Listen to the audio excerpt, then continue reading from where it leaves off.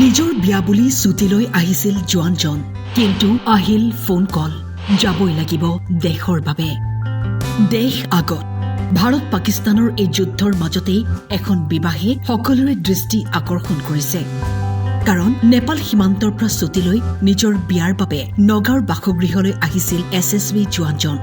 কিন্তু পাক সীমান্তত তৎক্ষণাৎ যোগদানৰ নিৰ্দেশ অহাত বিবাহৰ ক্ষণ, লগ্ন তাৰিখ সকলো বাদ দি মন্দিৰতে বিবাহ সম্পন্ন কৰিলে জোৱানজনে।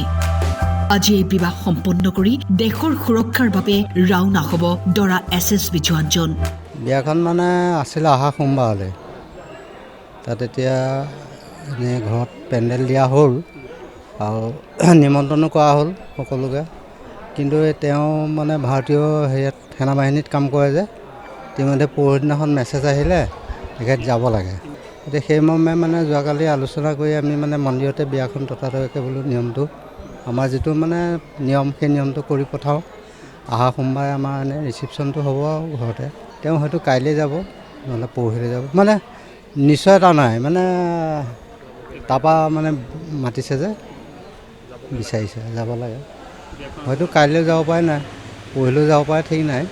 যিহেতু সোমবাৰলৈ ৰৈ থাকিলে কিজানি বিয়াখনৰ মাজতে যদি যাবলগীয়া অৰ্ডাৰ আহি যায়, অসুবিধা এটা আহি যাব। গতিকে সেইকাৰণে আমি ততাতৈয়াকৈ আজি এই মন্দিৰতে বিবাহটো সম্পন্ন কৰি দিলোঁ আৰু।